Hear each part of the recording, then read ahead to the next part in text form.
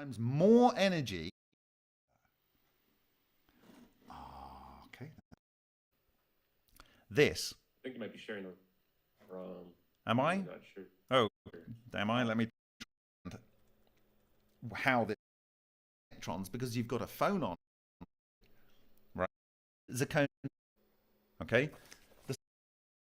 These are actually the same kind of thing. These little plasma balls. They don't need to be luminous like this to this level. You can see a less luminous one up here. Okay, and you can see an almost unluminous one here.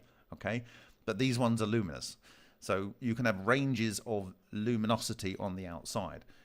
They produce these. This is a coherent matter wave here, and it's two things orbiting around each other. Sometimes we see three, and sometimes we see more. This is effectively the same things as you're seeing, but already in the next quanta up that you're seeing going on with the plane, in my view.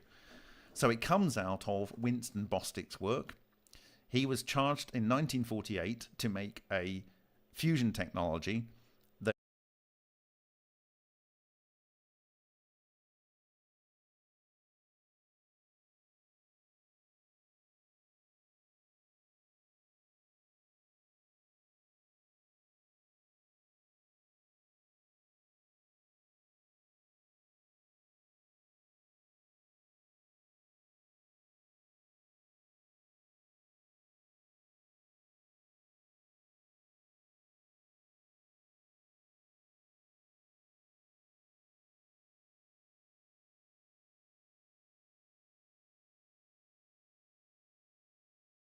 around here, and you've got some sheet and still get the pinpricks and over again.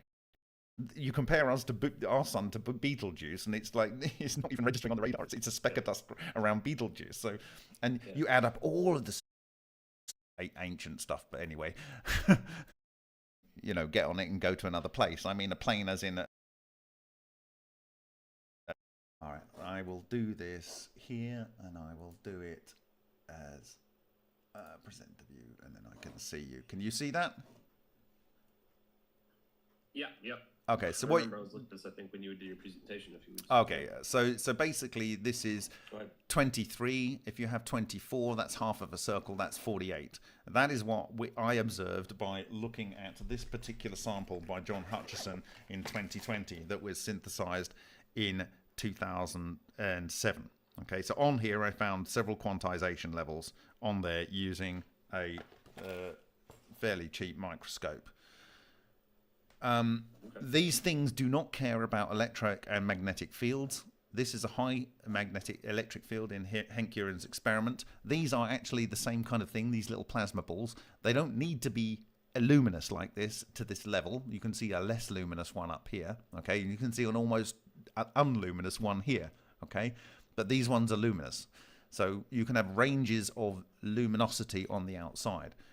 They produce these. This is a coherent matter wave here, and it's two things orbiting around each other. Sometimes we see three, and sometimes we see more. This is effectively the same things as you're seeing, but already in the next quanta up that you're seeing going on with the plane, in my view.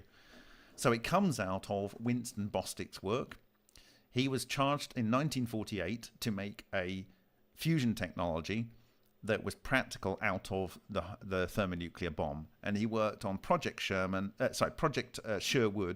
as part of the Atomic Energy Commission, and he worked at Los Alamos and Princeton University and so forth. And he shot toroids of plasma, okay? And this is deuterated titanium, and he does a discharge 10,000 amps, incredibly small amount of time. It produces a plasma loop which has a current going through it, which reconnects and forms a torus. That gets passed over a magnetic field, and it forms a tori of tori. That is the structure. That's the basic structure.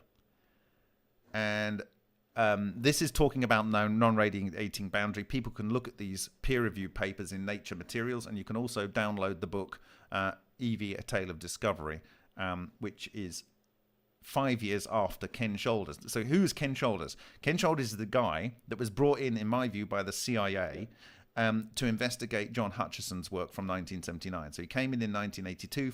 5 years later, he was awarded several patents. Go and look at them. The way that he creates these exotic vacuum objects is the same way that Lockheed Martin claimed they create without crediting Ken Shoulders in their 2013 patent, right? Go figure.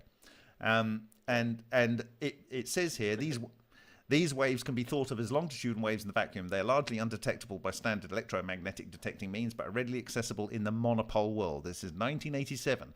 There appears to be an incredibly large number of useful phenomena yet to arise from using potential effects that are not immediately accessible to electromagnetic fields. This is vector and scalar potential. What happens with these structures, this most simpler one, this is an anapole. It was discovered in 1954 by Zaeldovich. Okay, you have toroidal currents here, you have a magnetic field going around. These poloidal currents, they oscillate, and you have an electric oscillating field. This is the most simplest one, and the fields cancel at a distance, and you only get the vector and scalar potentials outside. Okay, so these things quantize, and they are self-contained structures. And if you pump energy into here, you can keep pumping energy into here until all forms of matter will decay. Now, you don't need, when you have a fractal toroidal structure, and this is published in a 2017 paper in a major peer-reviewed journal, you do not need these oscillating components. It will self-organize into a non-radiating plasmoid structure. Okay, this is in Nature Materials, and it's basically describing the same thing as was described by Ken Shoulders 30 years previously. So do you think they didn't do anything with Ken Shoulders doing these patents? And, no, I think they did a lot. Here's a third order structure with that. Sorry, what? All right, keep going. Sorry. Okay. No, you can keep going. Yeah. After you're kind of done with this part, because it's very interesting. It goes back to what you're showing here, where you matter. Yeah. It goes back to the videos if you want to address that. I remember I was watching your creation a couple weeks ago, and one thing that I thought was interesting, there's two possibilities, is that this is either some type of teleportation or some type of annihilation event. And early on, I was all about thinking it was an annihilation event, but I ruled that out because I thought, well, since E equals F squared, this mass has to go there. Our zap must have been a lot okay, if it was an annihilation event. I'm wondering, can you correct my understanding of that? Or okay, so I think you've asked the question, so let's address that now. One, when this matter is condensing, it releases 2 kiloelectron volt photons. They are not thermal photons, right? And so you don't see them in IR, but the energy is dissipated. Secondly, if you get to the point where you get unification of the forces, and so if you go and look at a patent by Mikhail Solin, which was awarded in the USSR, actually not, in the Soviet republics, so it's 1992, for his quantum coherent nuclear reactor. He fires an electron beam into a low vapor pressure metal, and it forms these solitons of opposite magnetic charges that form clusters in spheres or tubes, and inside there you get unification of the forces and decay of baryons. What are baryons? That's a neutron or a proton in a nucleus, and the baryons can decay into light and leptons. What do I mean by that? Light, well, you know what light is, but light doesn't necessarily need to be thermal. It can also be gamma rays, it can be X-rays, it can be extra low frequency rays, none of which you can see in the visual but if you have X-rays coming out, they will excite air molecules around it, and they will produce photons in the visible spectrum, which are still not thermal, right? Okay, so, and then leptons can be either charged or uncharged leptons. A charged lepton is an electron, a muon, or a tauon, or the uncharged leptons is electron neutrino, muon neutrino, or tau neutrino. You can have a vast amount of energy released without any explosion, because it's an implosion event, and then it releases what the Russians call field forms of matter. And I'll give you an example. There's a guy called Mahadevan Srinivasan. He worked at the Babratomic Research Center. About 20 years ago, he was given data from a electric arc furnace in India. And they had 3 something like meter wide graphite electrodes, something like 11 megawatts going in. So you got 3. Interesting, it's 3. Anyway, there's 3 of these going into what's called a ferrosilicon furnace. And what they were chucking into this was scrap iron, sand, and coke, like charcoal. And what they got out of it was iron silicon alloy, ferrosilicon alloy. What they found was it's a continuous process. You can't stop this, because once you stop it, everything's set solid, right? So you have to keep it going. For 11 weeks, they produced 3 tons of excess silicon and 1 ton of excess iron per day, right? For 11 weeks. And if you work that out, it's something like 350 tons, which is the mean weight of an A300 or an A300 ER, whatever it is, the bigger one, right? And you know what? There isn't a massive hole in the middle of India. And if you take, where's the silicon coming from? Well, if you take carbon and oxygen and you fuse them, you end up with silicon. 12, 16, 28, right? So they were doing fusion using intense electric energy, which will, whether you like it or not, it will create these vortical flows. If you've got 3 electrodes in there, it's going to do some stuff. Like this one's going to spin around here because you've got an electric arc, and then you've got a magnetic field spinning around. There's going to be spinning here, and spinning here.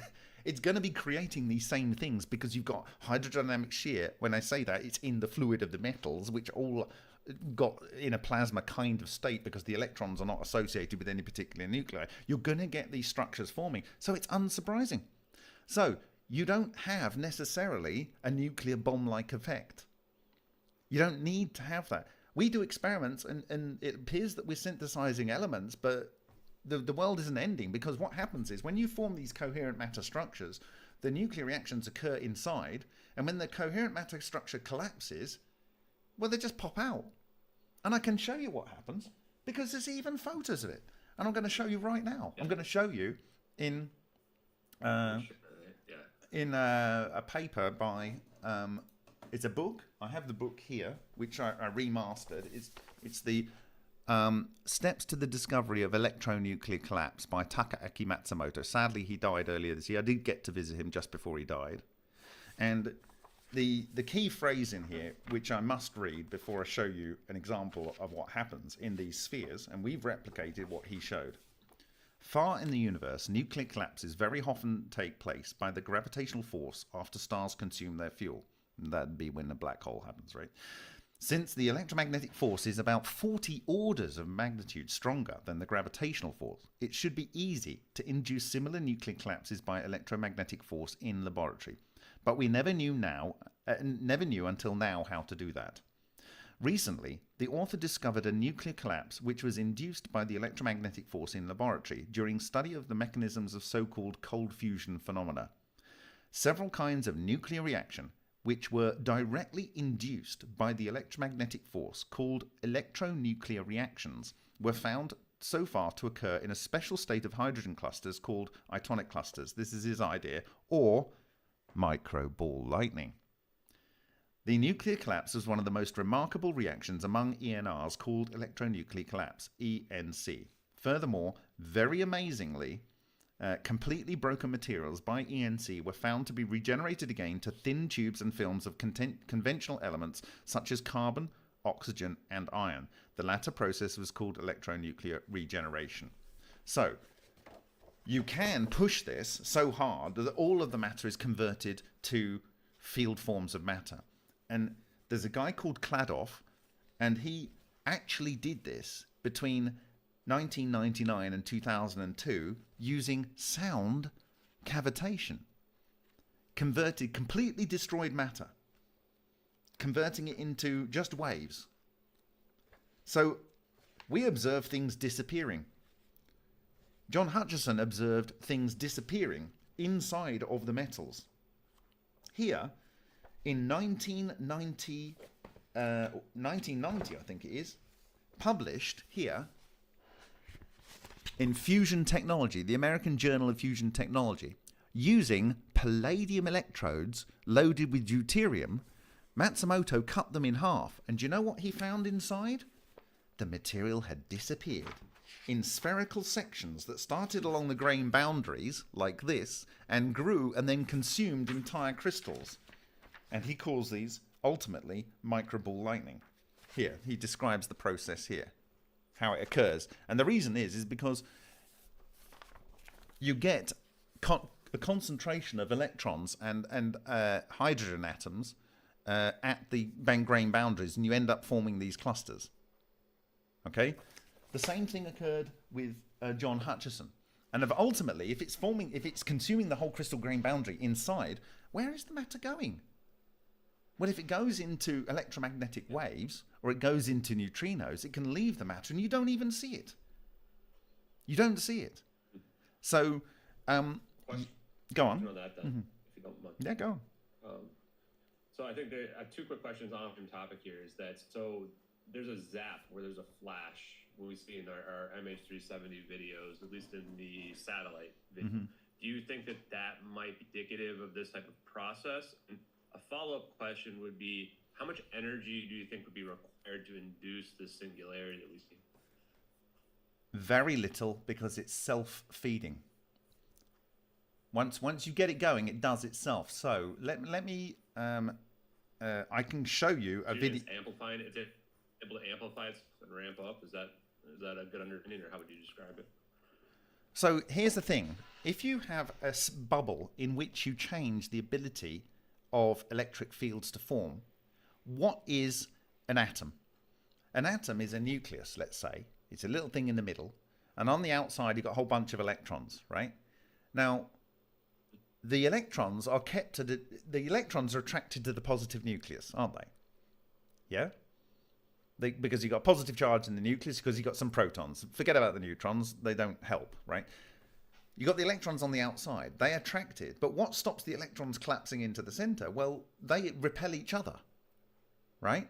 So there's a happy equilibrium that they form, okay? Now imagine you change epsilon zero, the ability of the dielectric constant of the physical vacuum.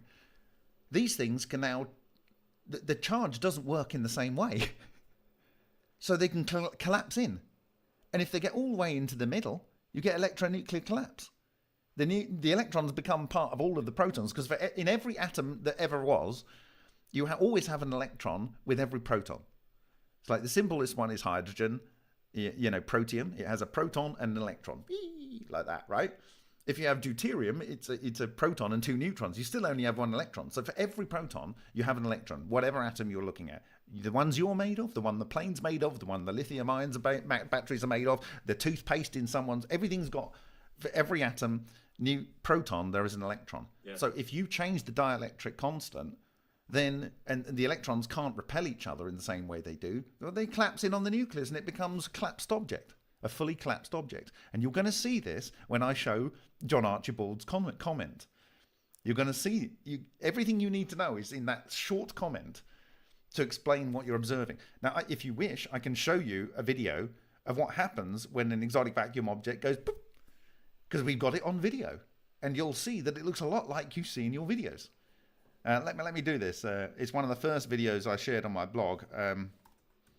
Sure.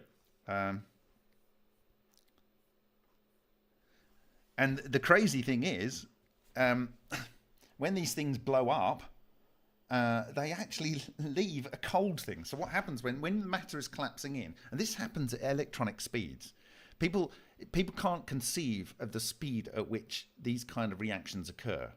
They happen so fast, it's mind-boggling, right? You think when a hydrogen bomb goes off, it goes from nothing to like a big freaking thing that's miles wide in a blink of an eye. Well, look at how fast they claimed that the universe went from something the size of a pea to something the size which is unfathomably big. That is kind of, when you're talking about these reactions, they can occur, to all intents and purposes, instantly. Okay, and there are many things going on at the same time. So I'm going to share this one, if I can drag this down. And it's called Evo Blaster. And you can see it here.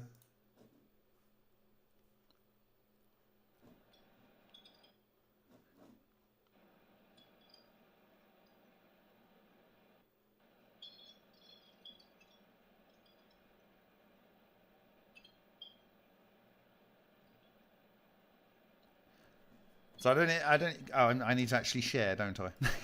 That would help. You can't see, the people on my channel can see. Let me share that here.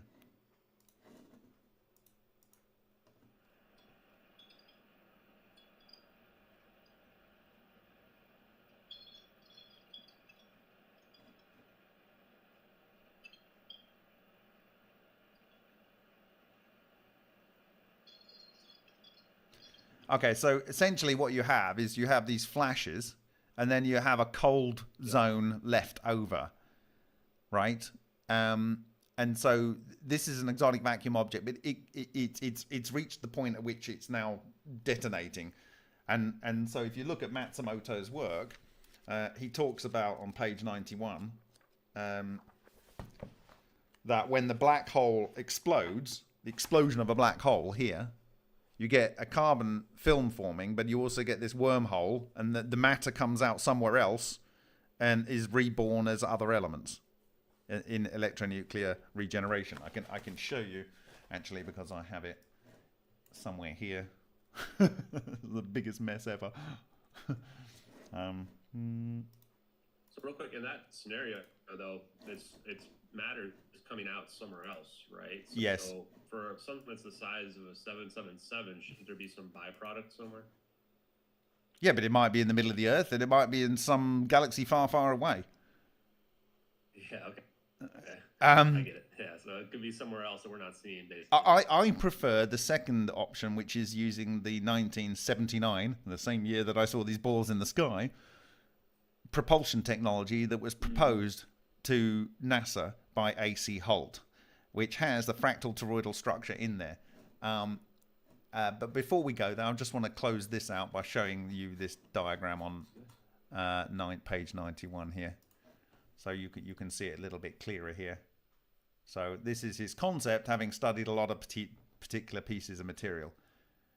You have this zone at which the explosion spans out to, and that's the point of electronuclear collapse, and then through the wormhole, and you have the emission from the white hole. So it may well be that this will go down to ground, and whatever was originally in the matter, it's now inside the Earth. And part about the eruption of the white hole is very interesting. I was talking about that with Salvatore Pais. And just real quick on that, just a side note, you don't have to go into it. What do you think of Pais and his work? Is that, you think it, it's similar to your work? Do you think there's differences? What are your thoughts on that? I think it's definitely well researched. I don't know how original it is. I do know that in 2017, when I realized I had to either walk away from this science, or actually because of the implications of what I was finding, or move forward. And I only moved forward because it was obvious to me that this had been weaponized, and it was only going to be used to subjugate humanity. And so I thought, I will take a full-on reputation hit. I don't care. I have no choice for various reasons, which I've explained in the past. I knew I would always have to do this, and that it wouldn't be something anyone would be particularly happy with me doing. And I will say on your podcast for the first time, just before I released a particular presentation, I looked into the camera, and I deliberately looked like I'd lost my mind, but I was acting. It was to gain a bit of buzz, right? But the point was, genuinely, I was also in shock as well, so it was easy to do. But I said, I don't know how these people can sleep at night, knowing what that they've done, and that they're hiding this from humanity. And you know who they are. And I said, you have got a few years to come clean with this. And that was in March 2017. I said, you better come out and be public about this, because it's going to come out now. It's going to come out. And one of the particular parties I was referring to was the US Navy. And that's the first time I've said it. It's absolutely crystal clear that they've had this technology. And the evidence is already there in the record. Long time probably too. So the other thing is about Salvatore Pi. I've already done a presentation where, like, I visited the Hutchison lab, which is in a secret location in Germany, his previous lab, which has been reconditioned and stuff, and they're waiting to operate it, having the skill to do it. And if I just stop sharing for the minute, in there was a sample. And I pull it, and this is before the Pi patents were released. And I pulled it off the shelf, and I said, what I believe is going on here is there is a piezoelectric material, and the electromagnetic waves interact with this aluminium block and form phase conjugation and coherence in here. And this is the basis of what's going on that's producing the Hutchison effect. The reason I said that is because in the late 1950s and published in New Scientist in 1963, they showed using a piezoelectric material called quartz, which I referred to earlier in a number of different cases. They used a magnetron to produce electromagnetic waves. That goes into the piezoelectric material, which can convert the electromagnetic waves into phonons at the frequency of the electromagnetic wave, and it travels down the quartz, it comes off the other far side and reflects back, and you get these little blips as the sound, which is at the frequency of, let's say, 2.45 gigahertz. That's the sound. It's sound, but it's weird to think about it. It like so ultrasound, it's unbelievable. And what they found is that if you go to 10 gigahertz, you actually start getting sound which is at the same frequency, or rather in same periodicity as the interatomic spacing. Okay? And this leads to you be able to create phase conjugation at each atom nucleus.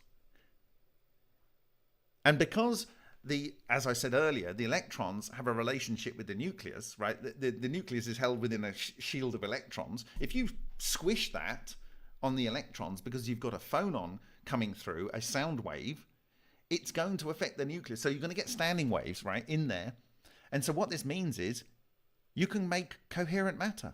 Now, what would be the best choice of element to make coherent matter from? Well, it would be one with a single isotope. What is that? It's aluminium.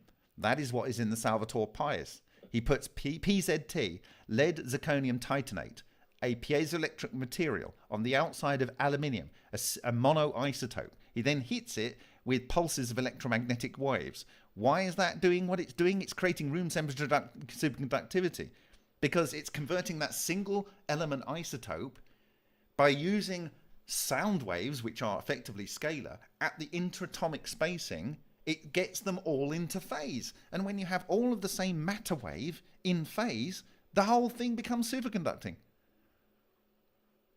And it was published in 1963. Now you've got a superconductor. So, and I agree.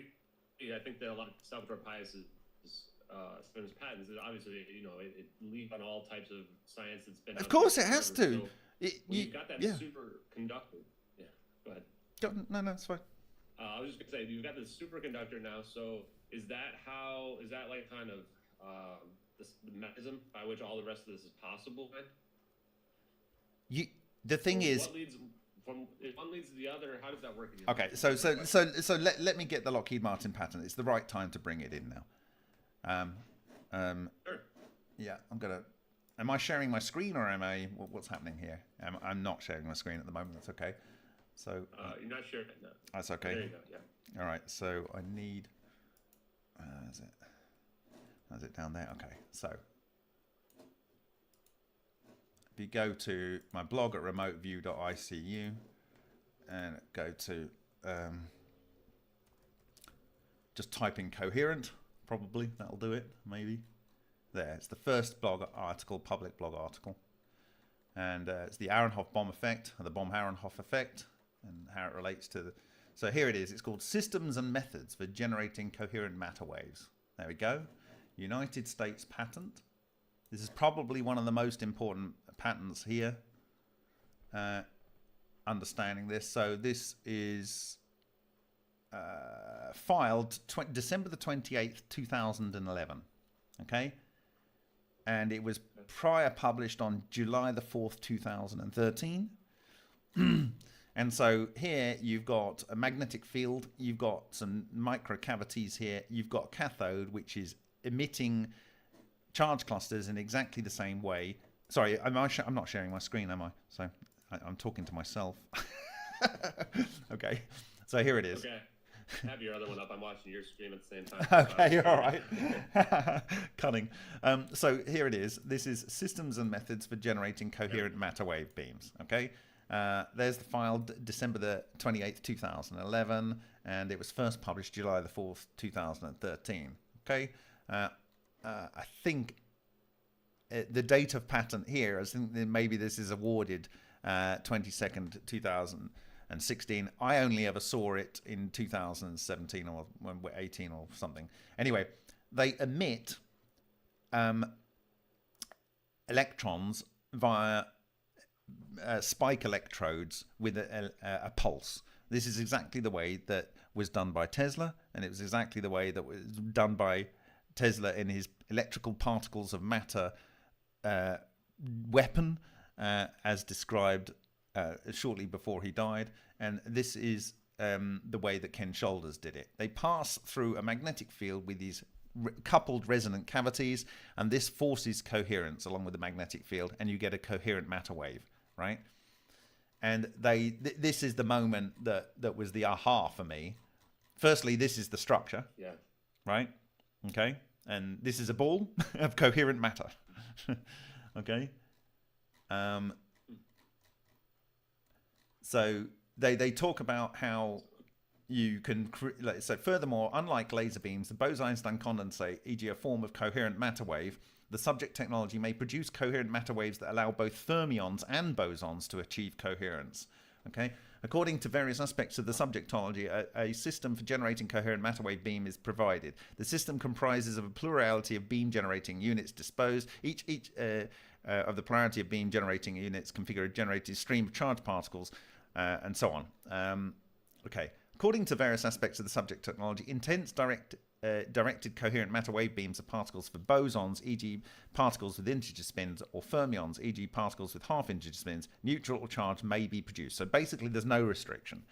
The energy stored in these beams may have virtually zero entropy, allowing for experimental physics with unexplored territories. Coherence in matter waves, in particular in fermions, may be beyond the reach of conventional technologies unless the temperature can be reduced to near zero. However, even this approach may only work for bosons using conventional technologies, blah, blah, blah.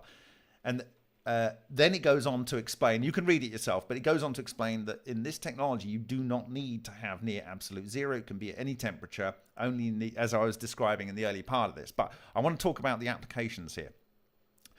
Furthermore, coherent matter waves may allow fermions, electrons, as well as boson to achieve coherence. Example applications. I'm going to zoom in right here because this is the money shot. All right, well, maybe it's not going to let me, but because I'm in there, it doesn't matter.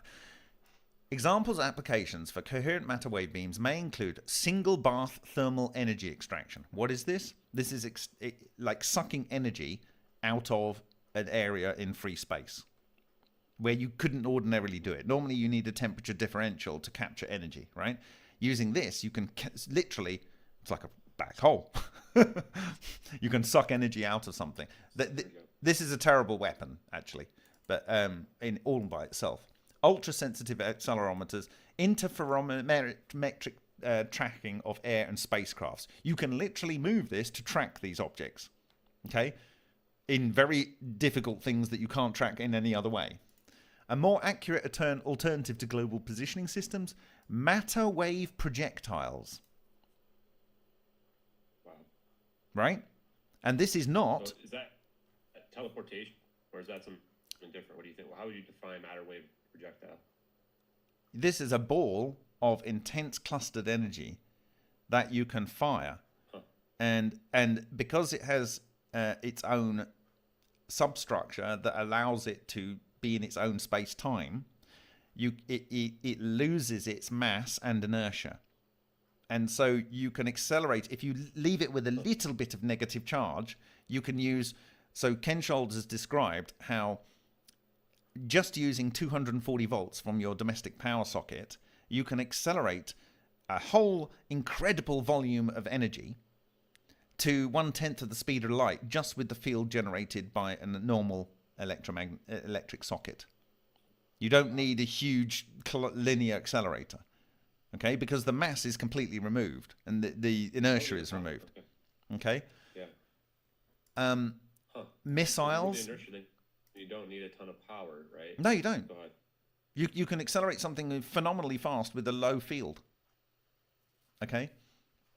Not only matter wave projectiles and missiles, directed energy weapons. Notice that's different from matter wave projectiles and missiles. Directed energy. So what you can do is, in my presentation at Szczecin, I showed what cold electricity is. It's a toroidal cluster of electrons in this condensed state, which then is guided down a wire. So this was shown, and it's in Bearden's book. It was shown to Bearden in 1992 in Moscow, right? Using an 8-micron wire, you can transmit 25 kilowatts of power. And what is happening is the structure is guided down the wire by the field, and it carries far more energy, but the energy is in a pseudo-superconducting state relative to the wire. The wire is just the guide. Now, there's another way you can make a wire. You can make a wire by using a laser to ionize air. And then the charge cluster travels down the ionized air channel as a wire, a virtual wire. So that is your directed energy weapons. Okay? You can direct, but there's also other ways you can do it. So Ken Shoulders talks about fluidized electrons, which we have created. You can send those fluidized electrons to somewhere. They can go into the metal, and then you can direct what happens to them. You can get them to detonate all in one go and shred them at thing, or you can get them to destabilize and turn the metal to jelly. There's all kinds of different ways you can manipulate them. This is like it's like magic, and you send off the package of things that you can then ask it to do various things with, right? Matter wave optics. So with matter wave optics, you can literally change the dielectric, not dielectric properties, the refractive properties of an area of space. So you can create a virtual lens in the sky. You know, if you wanted to lens sunlight, for instance, you could literally create a lens that's not physical. You've just literally created a lens in the sky. So I always remember burning. What do you call it? Ants. When I was a kid, I got over it. I felt too guilty even with an ant dying, but like they were quite annoying. There was a lot of them. Apparently, they're like 1/10 of the all animal biolife on Earth is ants. So you know, I've kind of got to come to terms with my killing ants. But yeah, you can use a magnifying glass to just burn ants, and so you could, in theory, create a virtual lens in a free volume of the atmosphere to, you know, direct sunlight, as it were, in the same way that I think the Greeks or some ancient civilization used mirrors to burn ships. They would have these big copper mirrors or something, and they would point them all on one ship, and they would set light to it, right? Cloaking. You can use this for cloaking, right? So you can track a cruise missile and then make it cloaked, right? Matter wave emissions and propulsion in there using this matter wave soliton. Part's getting me. Oh, I know, and then I'm going to show you how it's done. Matter wave solitons, high energy collisions, and high precision matter optics atomic clock tests for physical contents and other suitable applications.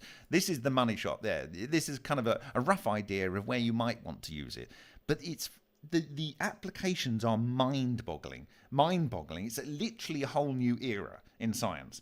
And this is 2011 this was submitted, just as Ken Shoulders said in 1987. In 1987. Okay? So, I'm going to throw a couple of papers at you right now. So this is Force-Free Time Harmonic Plasmoids by Jack Nachamkin, and he is at the Phillips Laboratory Propulsion Directorate at the Air Force Material Command, Edwards Air Force Base. And this is from 1992. It's fairly long paper, but you can get it free. It's publicly available. Yeah. And it talks about these structures. A heretofore unexplored solution of Maxwell's equations is investigated for time harmonic waves, in particular ionized gas. The analysis is focused on the spherically symmetric cases that behave like electromagnetic energy trap. Okay, you're going to hear the word plasmoid a lot. Okay, it will be shown that a critical frequency exists below which the current cannot be carried by electrons and the plasmoid remains stable. Resonant sizes will be shown to exist such that the plasmoid will not exchange energy with their external surroundings. You can build these things, you can eject them, and they're not going to dissipate any energy at all, wherever they go. You can get energy in there, there's ways to get energy in there, but once you've made these things, they're in their own little bubble of space-time. And their boundary conditions can be met by vacuum solutions to Maxwell's equations. Virial analysis calculates free charge density, blah, blah, blah. What do they look like? Well, firstly, under different conditions, they may have names like anomalous discharges, charge clusters, and ball lightning. I'm telling you, this is what it is. Now, what happened to Matsumoto is he was happily publishing in the American Nuclear Society's Journal of Fusion Technology until 1993, when he started correlating this phenomena with ball lightning. Then they changed the rules, preventing him from being able to publish. Then the Air Force, under J.R.R. Roth, in the following year, it was submitted, and I think it was published in May 1995, submitted a paper that said ball lightning can teach us about fusion technology. And if we can create a 10 millimeter ball lightning, it would provide all the energy for a home. That was in fusion technology, after they'd prevented him from talking about ball lightning. Now, Ken Shoulders was asked, tried to publish his thing in our field. Our field is condensed matter nuclear science. Ken Shoulders was prevented, a guy that worked at Los Alamos National Laboratory demanded the curator of the Library of Files on Cold Fusion, called at lenacana.org, to remove Ken Shoulders' work from the database. And I never heard of Ken Shoulders' exotic vacuum object / ball lightning work or Matsumoto's work until I mentioned them for the first time in 2017, since I started working in the field from 2012. It's crazy. So this is ball lightning, and what does it look like? It's a sphere like that. They don't know about in 1992, they didn't know or understand in the West about the internal structure. And it forms this spherical object, which is at quantized level. The maths is in here to show the stable quantization levels, and it tells you about what's on the skin of the plasmoid. And you know the superfluid nature of it. So here we go. There's a couple of images, like spherical plasmoid. Figure 2, matching plasmoid boundary conditions at the surface of the plasmoid. The electric and magnetic fields are parallel and tangential to the surface. This can be exactly matched by the external vacuum fields. So they're stable structures. Once you make these things, they can fly through water, they can fly through the air, they can fly through space. Okay? Now, you... Stable, right? Pretty much just go and do whatever you want for any period of time, right? So you could deploy it, you could have it just float around, have it being controlled, and it's going to be perfectly stable. So our understanding is... I'll show you a slide from my presentation, and then it'll help me to help you understand how this thing can be stable. So I need to go here. It's not that one, is it? Windows, that one, and then I need to go present to view. Okay, and I want not that slide. I want. So this is what I was talking about. The Penrose stairs. Okay, going round and going round. This is a phase singularity in the center here. You're not actually going up or down, and you get that with a Mobius strip, and then you get that there.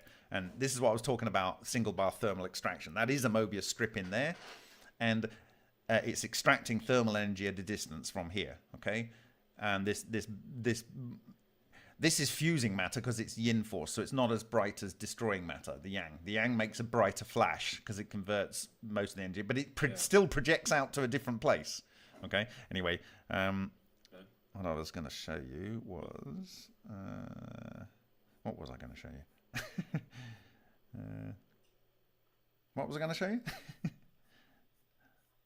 Oh, here we go. So asking about, because so I'm kind of going back to the videos in terms of the balls and yeah. So here you are. Here you are. So in the top left there, you have the basic structure. It's a torus with a magnetic pseudo monopole, and the electrons coming in or the ions coming into this phase singularity where it can't go out here. This is the overall fractal structure. Yeah. And I then found this in Henk Uren's experiment. This was the first one. We found many, many since. And this is the collapsed matter wave function. Oh, wow. Okay? And it's calcium oxide. Calcium and oxygen and calcium oxide are all paramagnetic. They can all live inside this highly magnetic structure.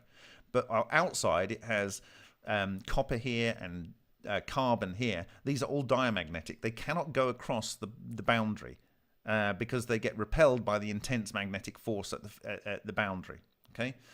Now, I showed these three to the Russians that I have a regular meeting with, and they immediately sent back this. And this is an image from a paper in the Biology of Life by a guy called Zverblis. And Zverblis was invited because he was interested in DNA and coils of coils and how you could make some... Because DNA is a coil of a coil of a coil of a coil, right? He thought that if he started making complex coils, he could interact somehow with DNA. And so this word got about, and so he was invited into this Moscow basement in 1988 and shown this technology, which looked like you see here, where I've got my mouse. And what they did is they put 30 hertz AC through this, and they showed on a fluxgate magnetometer an AC magnetic wave in the center of this structure. And then what they did is they turned off the power, and it still persisted. And then what they did is they moved the device where the center of it had this AC magnetic waveform. They moved it over to the side, and in the free space that it was left behind, it still had the magnetic AC waveform. And that this persists for 2 days, even when the power's turned off. And so he thought, well, this is crazy. You're obviously pulling some trick on me. I don't believe that this is real. So he went to Nevesky, and I've translated both of these papers on my blog. And he published, although it was confirmed in 1988, he only published after the end of the Soviet Union in 1992 in the peer-reviewed journal Electricity. And essentially what he found was, using standard Maxwell equations, if you have current going round in a loop, you produce a magnetic vector through the azimuth. If you have these and you rotate them 90 degrees and put a loop of those, you have a magnetic loop with an electric field going through the azimuth. If you take that structure and you rotate it 90 degrees and put those in a loop, you have now another electric loop with a magnetic field. And this can go on indefinitely. That is exactly what I described in 2020, having derived this structure from looking at impact marks on a John Hutchison sample. John Hutchison being the same guy that Ken Shoulders developed charge clusters from. Okay? And so what they found was... You just showed there, was that what you said, the fractal toroidal, or is that how... This is fractal toroidal. This is fractal toroidal. Yeah, so like here is the basic fractal toroidal structure, and what happens was I looked at this microscope image and I found different quantization levels. So this, rotate that 90 degrees and you get this structure. This is the apple core running through the center. And if I take that structure and I'm looking at it from the top, I see it here. Now that one, if I take that and I rotate that 90 degrees, I ended up with 48 divisions around here. And that's how I got to this structure. And then we saw them as impact marks. This is 4. This is 6, this is more. So we see these structures, and these are collapse structures. This is 36, this would be 48 if it was a full tor. This is 3 in the subtor here, and this is 3 in the subtor here. Okay? So these created this structure.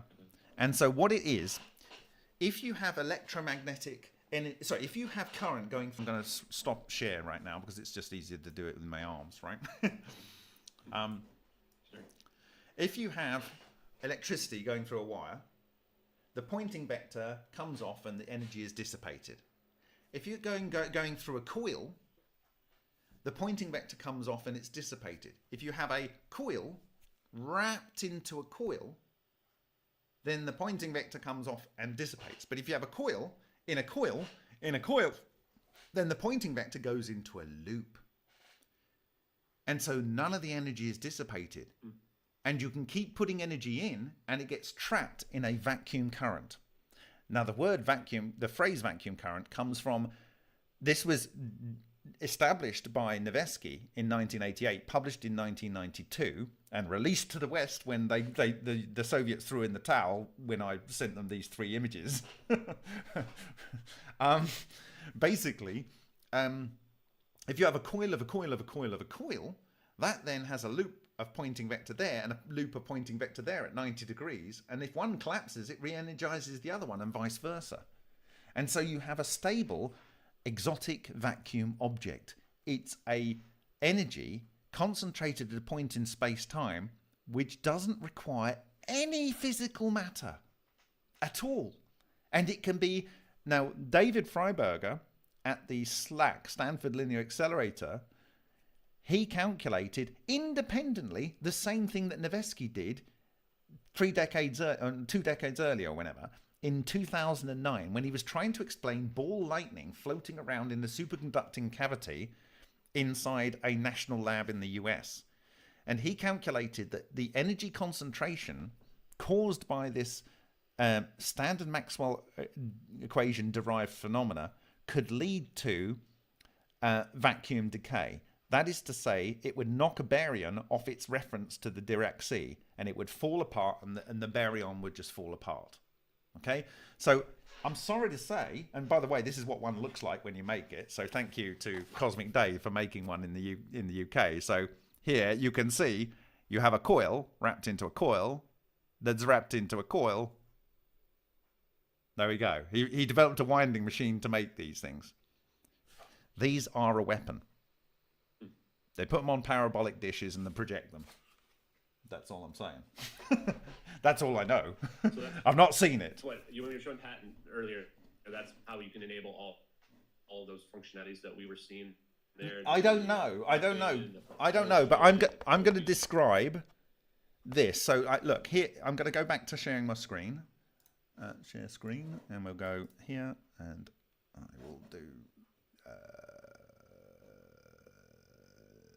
That one, yeah. Share. Right, can you see my screen again? Yeah. Okay. I think it's started right now. So, around that, around that ball lightning section that was cut, this disappeared. This in a flash disappeared. Right. You can go and look on the MFMP's YouTube channel, Martin Fleischmann Memorial Project's YouTube channel. You can see the beautiful pattern that the coherent matter creates as it bores. It's like loads of tubes running through the copper, and next to it, the copper is not melted even slightly. It's like scalloped out. It's incredible to see, right? But just on the boundary, you have these fractal toroidal structures of different orders of n-1 level tors. So on this one, you have 2 making the structure, and you can see the material in the center has disappeared. Here you've got 3, and in the center you've got this like paisley pattern, and the material in the center has disappeared. Here you've got 4, and you've got the material in the center, and it's disappeared. Okay, so in each case here, you only need 3, as I said, because 2 you can't define a plane from. And you know, Bostic was the work that I told you about. Bostic trying to make the fusion. Here are his impact marks, published in 1980, and he says a D4D ring with spokes under the surface. It's the same thing. This is what it is. Now, in a paper which I will show you here, have I got it? Hopefully I got it. Yes. This is the 1979 paper by A.C. Holt called Field Resonant Propulsion Concept. And by the way, in this paper, it lists every single thing that you've seen supposedly disclosed about the behavior of unidentified aerial objects in recent congressional testimony, you can go and read it in this document from 1979. It's like, and I literally mean that. So the speculative propulsion, the speculative propulsion concept described in this paper was presented at a special session of the 15th Joint, these guys, Propulsion Conference in June the 18th to 20th, 1979. Propulsion Concepts for Galactic Spacecraft. This concept was developed as a result of private unofficial research. NASA is not involved in the UFO research. We've got to clarify this because NASA doesn't want to be involved with that, okay? However, the research which may be stimulated by this paper could result in the verification of the essential elements of this concept and the feasibility studies concerning the development of a new generation of NASA spacecraft. Okay. Electromagnetic waveforms, gravitational waveforms, or space-time metrics. The propulsion system utilizes recent research associated with magnetic field line merging, hydromagnetic wave effects, and free electron lasers. Laser generation of mega-Gauss fields. Okay. So it talks about alpha waves and, properties of the Earth here. But here is the money shot. This is the money shot. This. I think you might be sharing the wrong. Am I? I'm not sure. Oh, am I? Let me try that again. Yeah, I think so. Sorry. This one. This is the money shot. Can you see it? No problem.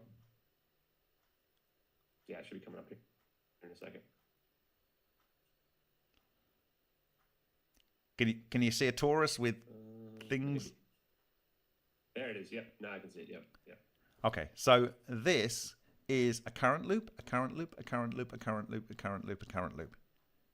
That makes a magnetic loop. That makes a toroidal moment. This is a real thing. You can go and look it up on Wikipedia what a toroidal moment is. Now, look at the magnetic field line reconnections. They connect and end up producing a magnetic vortex in the center. And that creates your phase singularity that allows for coherence at the center point. Now, what's going around that plane is one of the three of these. Actually, not one, because they didn't know what a toroidal moment was in 1979. It wasn't verified in the West until 1997. Right? So they were so far behind the Soviets. Okay? But this comes to my second hope.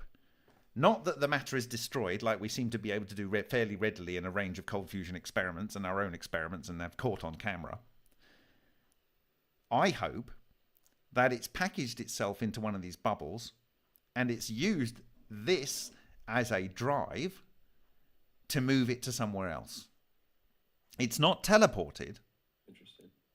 It's not teleported. It's changed the space-time metric so that it has no mass or inertia.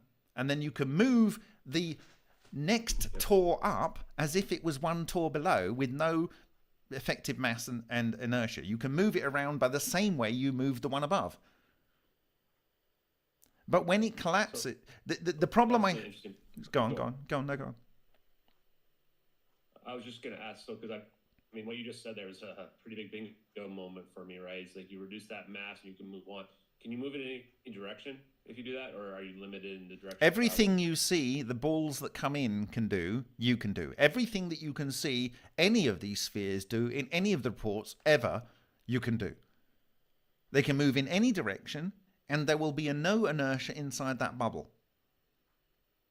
So they can be going along like that, and instantaneously they could go underground, they could go up into space, they could go forward, backwards, immediately, as soon as that structure is formed.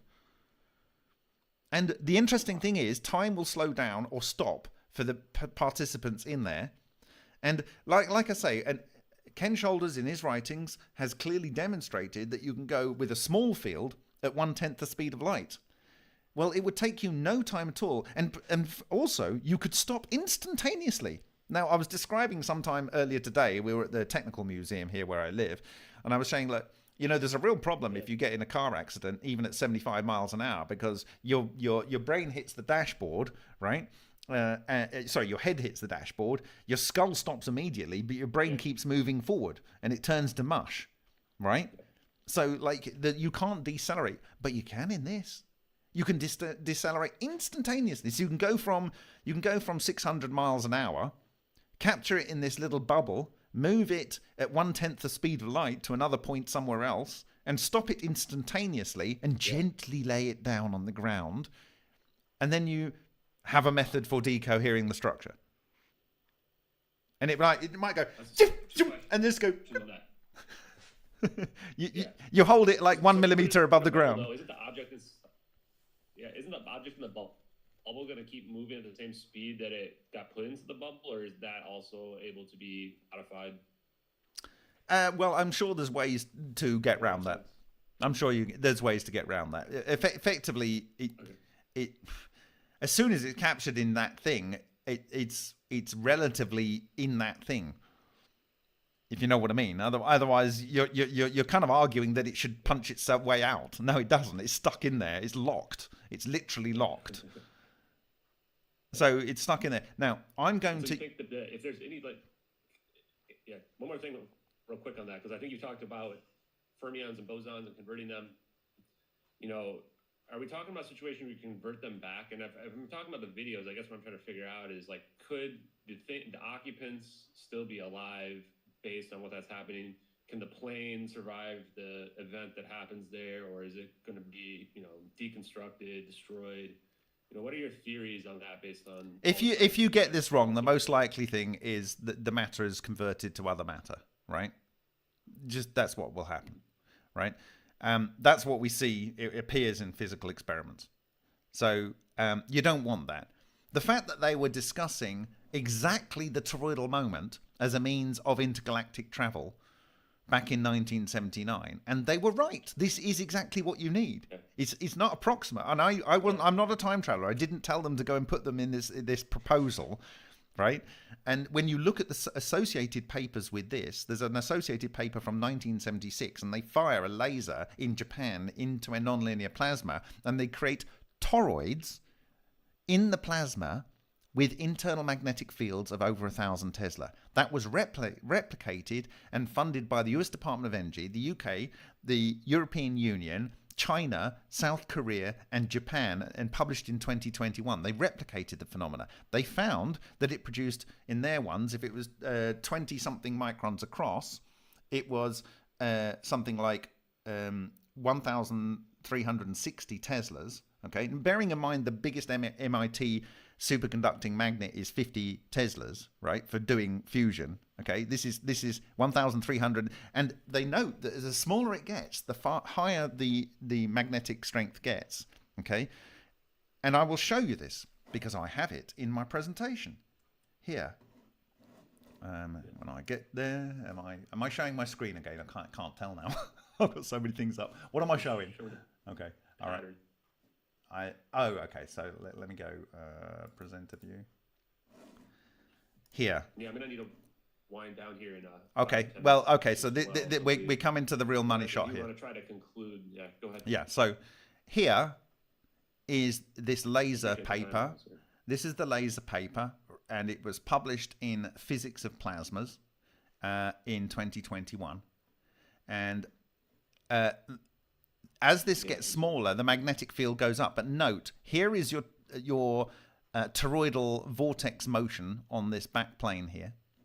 Here is the magnetic fields at 1.36 thousand Tesla. But also there's a magnetic field that comes to a hard stop here. Okay, now we already know that ions and electrons will come in here, or matter will be pulled in here. Oh God, there's so much I need to go through. But anyway, all right, fine. This is the phase singularity. You note that the magnetic field literally stops here. It stops. That is the magnetic singularity there. The phase singularity. It stops. That is the magnetic core. Okay? And that is the same place at which the pointing vectors close. So you get electromagnetic and everything. The gravitational wave comes through the center. And you're going to know this in a minute when you listen to John Wheeler. You know that the gravitational wave's coming through the center. You know the electro and magnetic fields are coming here, and it's a singularity. This is where you get the singularity in terms of unification of the forces at this point. Okay, so we're going to listen to John Wheeler. Hopefully you can hear it, because I'm going to move my mic down. I don't know whether it'll pick it up. Let me know if you can hear it. and I will stop it at relevant points. If it's going to let me do it, is it going to let me do it? Is it going to let me do it? Why isn't it letting me do that? Okay, that's going to not help. That's going to happen like that. Come on. Okay, I might need to get that video separately. Bear with me. If you have any questions now, fire them to me and I'll get that video up. Yeah. No.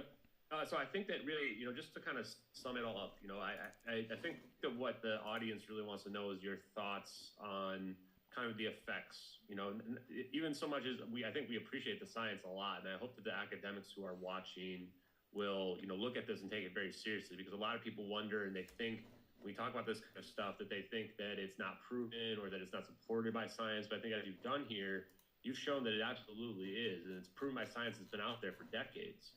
So I think that from a perspective of the videos and the MH370 videos, what we kind of want to know is it's possible. What are we looking at here? I think what I've heard, and I'd like to hear your thoughts on it, is that we could be looking at an annihilation event. We certainly could be looking at, I'm going to still call it teleportation, but I think that really it's more complex than that. It's a situation where we can move an object, a matter wave can be moved around freely, just like we see these orbs move around, ignoring gravity. The inertia can be stopped entirely. We can have it, put it down wherever we want, theoretically. And to me, that's very powerful, because it answers a lot of the questions I've had about the videos. And that's why, before I let you speak, I just want to say I appreciate you and the time in going through all this. So did I get that right? Or what are your thoughts just from the straight up, kind of what could hypothetically be happening scenario? Yeah, so I very firmly believe that there's two most likely options. One, total annihilation.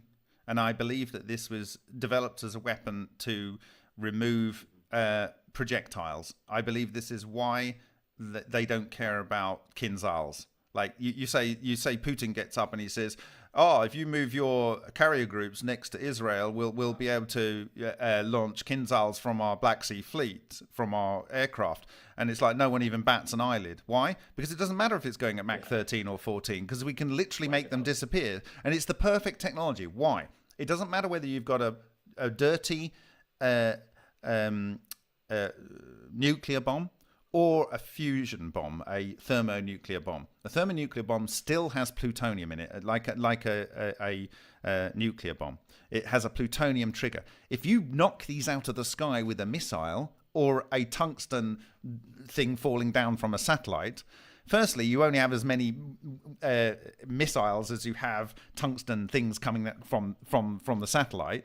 It's not an electromagnetic system. Which you can just recharge by getting a bit more sunlight or a nuclear charge on board.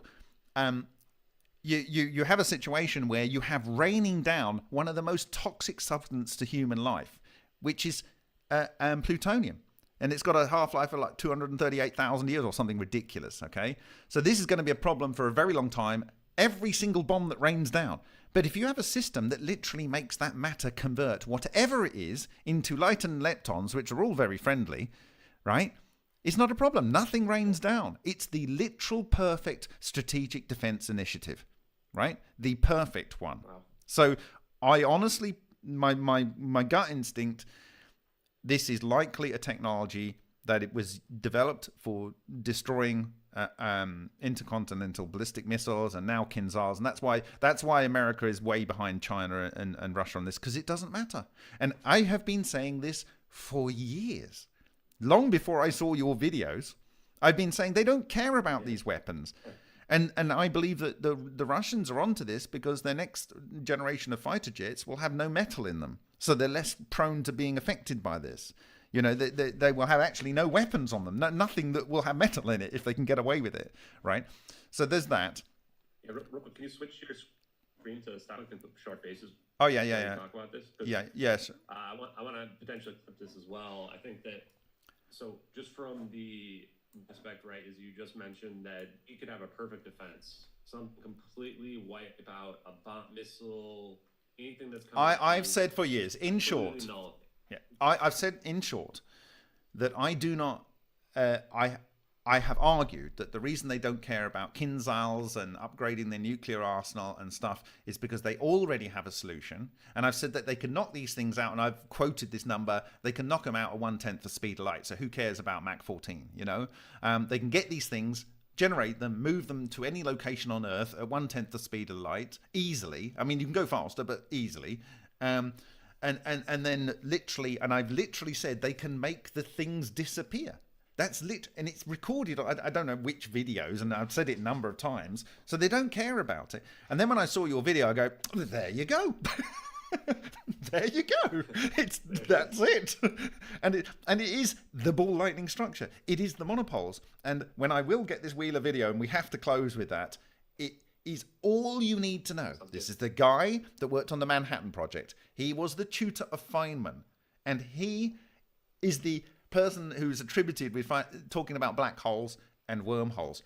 And what he describes, when you know there is a gravity, because we've shared these videos, you can go and look at them, called extreme interactions. Go and look at those videos. You can see when one of these EVOs is moving in this direction, not caring about any electro or magnetic fields in the reactor.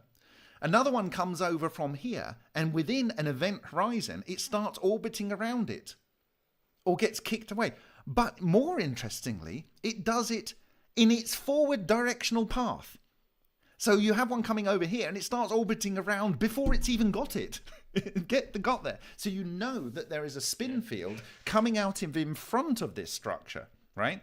Now, when those things are coming around the plane, they will not be pointing in any direction that will allow them to link their gravitational waves together.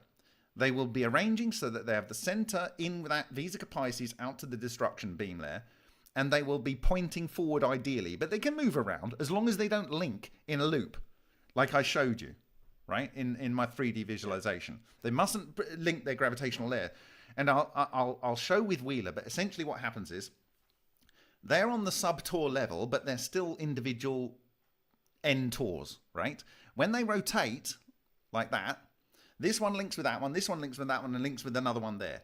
That gravitational wave creates a new gravitational azimuth through the center of the plane. That pinches these in, increasing the gravitational azimuth. That pinches it in. So it's a self-feeding loop. And they self-organize to the point at which their non-radiating boundaries repel each other. And then they form the Tor above. And it's literally like that. You cannot even imagine how fast that will occur. And when they come together, they have to... Is that why they converge? They're self-converging, self-aligning, self-organizing. And it's all through gravity.